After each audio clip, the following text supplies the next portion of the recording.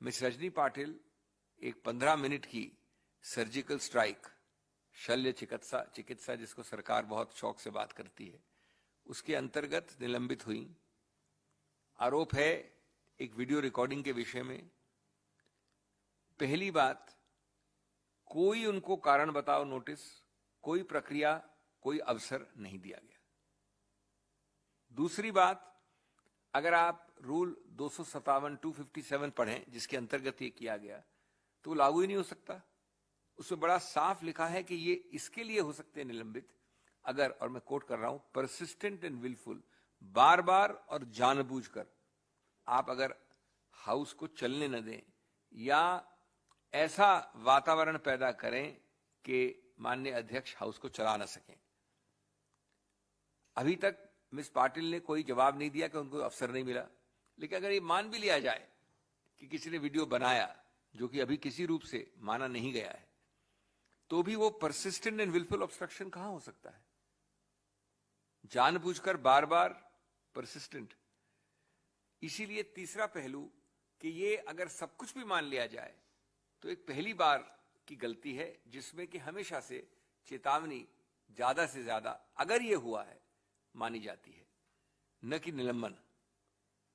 चौथा, इसमें जो सबसे बड़ा मूल सिद्धांत होता है कानून का, जिसको प्राकृतिक न्याय कहते हैं, नेचुरल जस्टिस, उसका तो पूरी तरह से उल्लंघन हुआ है। इंक्वायरी आपने कही कि हम करेंगे, उससे पहले निलंबन कर दिया।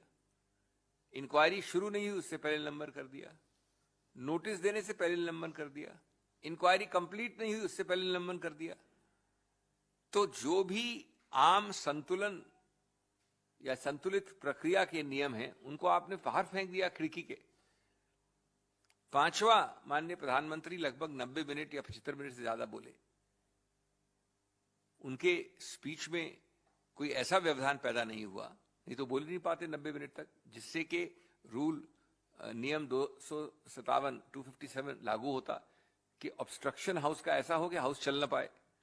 चल नहीं पाता तो इतनी लंबी वक्तव्य कहां से आता, भाषण कहां से आता। छठा, ऐसे कई और उदाहरण हैं पुराने बीते हुए समय के।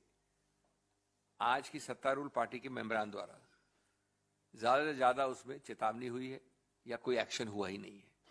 इस प्रकार से किसी को ह्यूमिलिएट करना, बार बार उनका नाम लेके और खड़ा करना कटघरे में, संसद में, और फिर निलंबित कर देना बिना किसी प्रक्रिया के, ये असंगत है, अति है और सिर्फ पक्षपात से, सरकार के दबाव से किया गया है।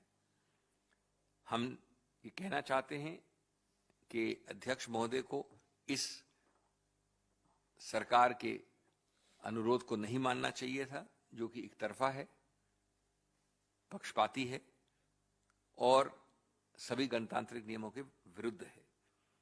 हम ये भी कहेंगे 8वें पहलू में कि अगर कोई भी आंख बंद करके, पट्टी बांध कर भी देखने का प्रयत्न कर ले संसद टीवी उस दिन का, तो आप देखेंगे पक्षपात की कितनी बड़ी ऊंचाइयां उस दिन आई हैं। ट्रेजरी बेंचेस और विपक्ष के बीच में कोई अनुपात ही नहीं है कवरेज का। एक फ्रैक्शन भी, एक छोटे से छोटा हिस्सा भी विपक्ष का नहीं दिखाया गया है। अगर तुलनात्मक रूप से आप देखें माननीय प्रधानमंत्री के भाषण के समय की संसद टीवी की कवरेज, अब संसद टीवी इस बरगलाने वाली प्रक्रिया में है कि वो एक सरकारी डिपार्टमेंट है या प्रवक्ता है सरकार का, न कि संसद का एक चैनल। तो आप समझ सकते हैं कि गणतांत्रिक, लोकतांत्रिक संतुलन कहां चला गया है। पक्षपात सबसे बड़ा एक आज सिद्धांत बन गया है।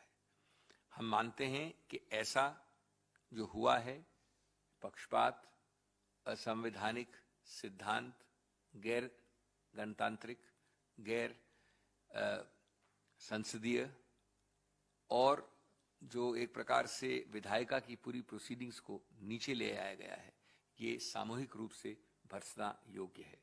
और हम समझते हैं कि ये एक ऐसी चीज है जिसपे उस दिन तो हमने बाहर आए ही हैं। अब एक दिन और बचा है संसद का, कल सुबह मीटिंग है, आगे के लिए क्या किया जाएगा उसका निर्णय कल सुबह होगा।